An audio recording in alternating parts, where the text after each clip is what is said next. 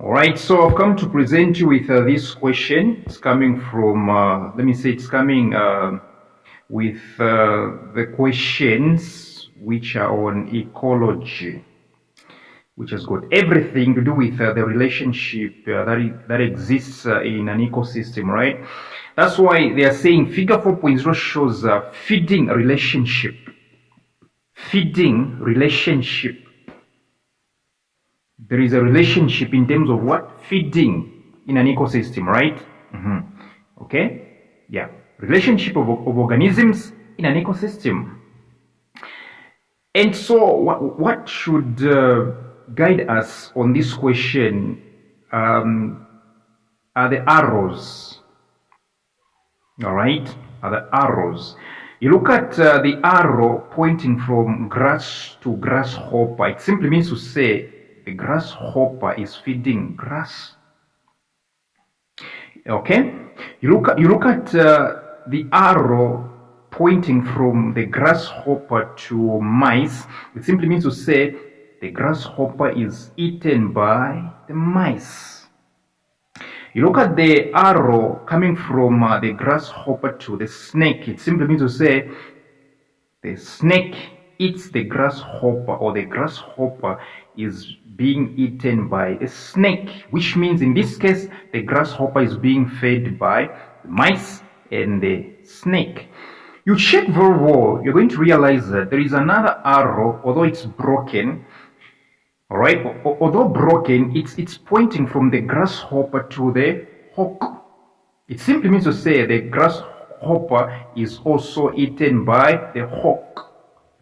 The hawk also feeds on the grasshopper, which means the grasshopper is being fed by three things: mice, snake, hawk. Right? Mice, snake, hawk. True that. You look at an arrow pointing from the grass to mice. It simply means to say it's not only the grasshopper that feeds on the grass, but also the mice. The mice also feed on the grass. You look at yet another arrow pointing from the mice to the snake. It simply means to say the snake feeds on the mice, or the mice are fed by the snakes. You look at the arrow pointing from the mice to the hawk. What do you think? You have to think that the mice are also fed by the hawk. Check very well, you're going to realize that the snake is having the arrow pointing from itself to the hawk. What do you think? The hawk feeds on what? The snake. So it means.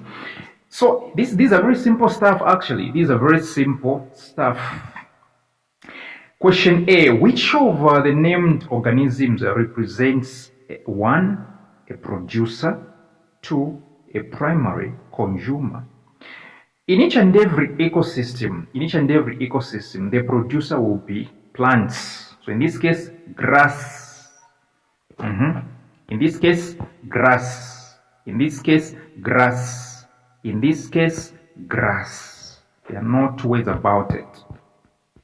But let's talk about the word primary. The words when they say primary consumer. What exactly do they mean? It simply means to say, okay, the word consumer means a feeder, right? An organism that is feeding, right? So, but the word primary simply means the beginner, the one that is feeding at first. Remember, in this case, if you check very well, the grass is not feeding on anything, all right? The grass is the producer.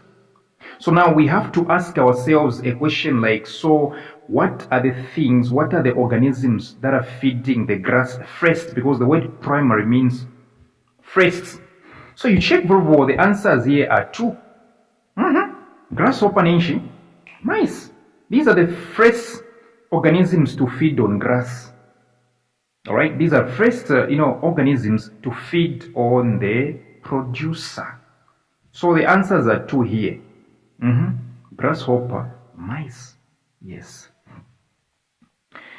B. What is the primary source of energy in figure 4.0 above? In short, where is the energy coming from here? Is it coming from the grasshopper? No. The grasshopper is energized by the grass. Is it coming from the mice? No. Is it coming from the snake? No. Hawk? No. The answer is what? Grass. All right. Grass. True that. C1. State the form in which energy flows from one trophic level to another. In short, in an ecosystem, okay, or in a food chain, okay, what form does energy flows in? It flows in the form called chemical energy.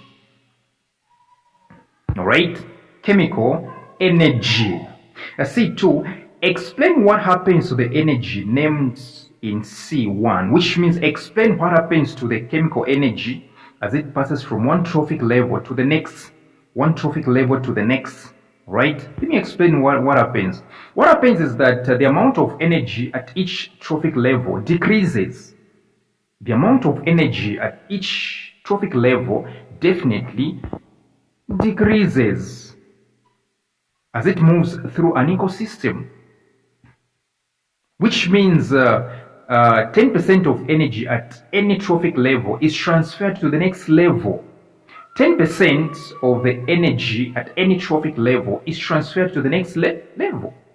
And then the rest is lost, okay, largely through metabolic processes such as what? Heat. Yes. D1, identify two organisms in figure 4.0 which are both secondary consumers and tertiary consumers. Let's talk about these ones, shall we? What exactly does the word secondary mean? It simply means to say the animal, the organism rather, okay, the organism that is feeding second.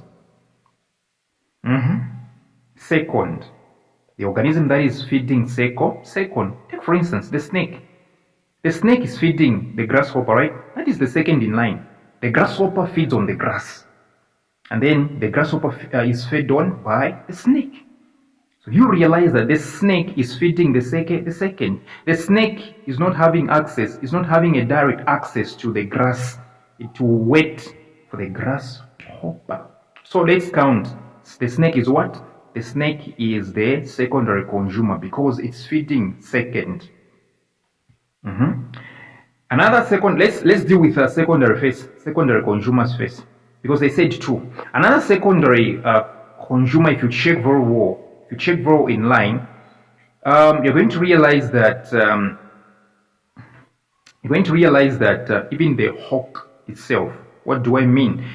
You realize that the hawk is feeding on the grasshopper, right? The grasshopper which has fed grass. That's the second, right?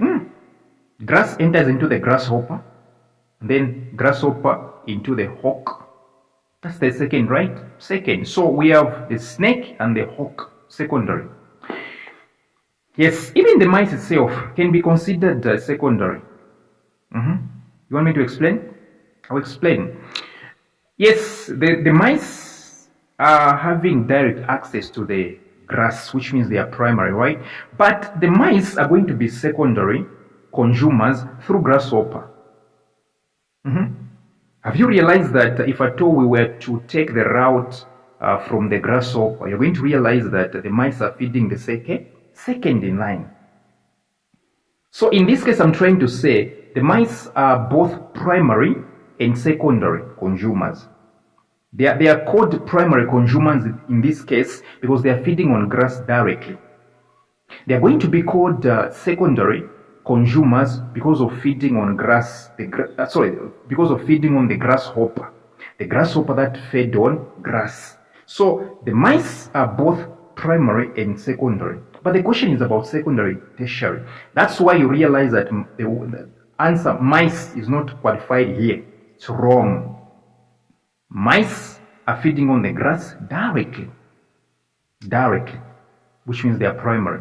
At the same time, mice are feeding on the grasshopper. Okay, the grasshopper that has fed on grass, which means this one is earning them the name, secondary consumers. Yes. So the only answer here, okay, ni snake and hawk, they are only two. Okay, so what makes the snake tertiary? What makes the snake tertiary consumer? I'll answer your question. You realize that this look at this route. Grasshopper feeds on grass, right? Okay, the same grasshopper is fed on by the mice, right? Now, grasshopper, mice. Have you seen the mice to snake, right? That's ending the snake tertiary consumers. Tertiary consumers are those that are going to be feeding third. So if we take the route grass to grasshopper to mice, then mice to snake, it is ending the snakes the position of tertiary consumers. Look at hawk. Let's take the route grass to grasshopper to mice, then mice to hawk. You realize that hawk is also what? Tertiary. The last question reads, using named organisms in figure 4.0, construct the longest food chain. So you realize that the food chain will be like this: grass to grasshopper to mice, snake, hawk. If you want to learn more, come for my WhatsApp tuitions.